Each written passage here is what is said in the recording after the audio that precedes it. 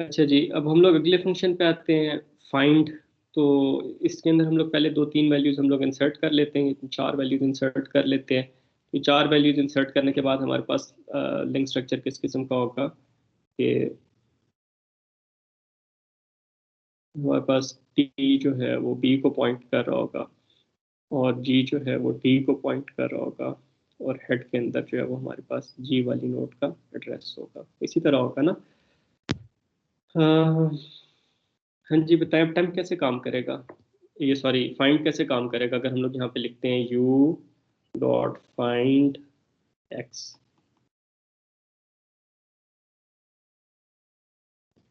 कैसे काम करेगा ये?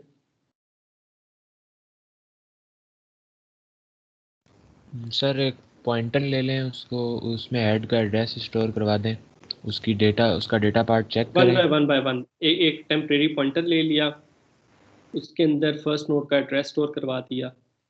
अभी हम लोग साथ साथ इसको कोड भी करते जाते हैं, ठीक है? तो हम लोगों ने ये लिख लिया कि जी node T static temp, temp is equal to head. तो इससे क्या हुआ, इस टेम्परेरी नोड के अंदर फर्स्ट नोड का एड्रेस आ गया। फिर सर अब इस टेम्प के डेटा पार्ट को चेक करें, अगर मैच हो जाता है तो ट्रू रिटर्न कर दें।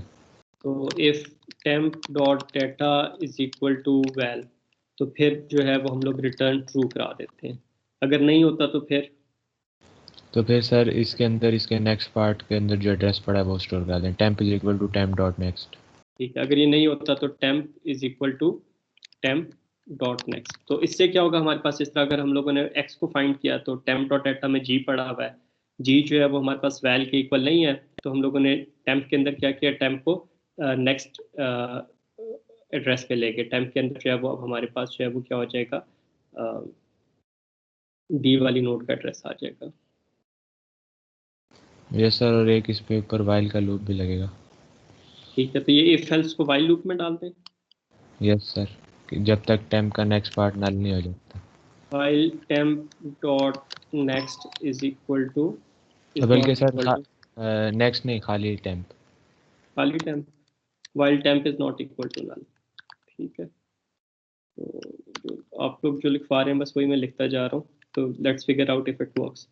तो अब हमारे पास टेम्प के अंदर जो है ये यहाँ तक हम लोगों ने कर लिया था कि टेम्प के अंदर अब डी वाली नोट का एड्रेस हो गया, तो टेम्प जो है वो वैल के इक्वल नहीं है। तो फिर हमारे पास टेम्प जो है temp is equal to temp dot next हुआ, तो टेम्प के अंदर हमारे पास बी वाली नोट का एड्रेस आ गया, राइट? तो हमारे पास इसके अंदर जो है वो बी वाली नोट का एड्रेस आ गया। अब फिर हम लोग देखते हैं टेम्प डॉट डाटा वैल के इक्वल नहीं है, वैल में हमारे पास जो है वो लेट से एक्स पड़ा हुआ था। तो फिर हम लोग temp is equal to temp dot next करते हैं, तो इससे हमारे पास क्या होगा, टेम्प के अंदर इस नोड का एड्रेस आ जाएगा। तो अब टेम्प डॉट डाटा जो है वो हमारे पास वैल के इक्वल हो गया, तो अब हम लोग ट्रू रिटर्न कर देंगे, तो यहाँ पे हमारे पास ट्रू रिटर्न हो जाएगा। ठीक है, लेट्स से अगर अब हम लोग जो है वो यू डॉट फाइंड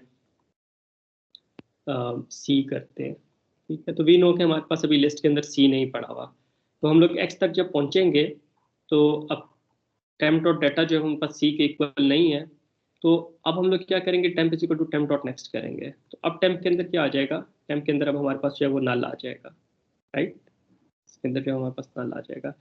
तो इसका क्या मतलब है कि अब और आगे हमारे पास डेटा नहीं है, तो जब टेम्प हमारे पास नल होगा तो फिर जब हम लोग इस वाइल लूप के शुरू में आएंगे तो देखेंगे temp is not equal to null, ये कंडीशन फॉल्स हो जाएगी, हम लोग लूप से बाहर आ जाएंगे और फॉल्स रिटर्न कर देंगे कि जो वैल्यू हम लोग ढूंढ रहे थे वो हमें नहीं मिली। ये लॉजिक सबको क्लियर है कि कैसे वन बाय वन हम लोग जो है वो अगली वैल्यूज पे जाते गए और जो वैल्यू हम लोगों ने सर्च करनी थी उसको हम लोग देखते रहे। क्लियर है सबको?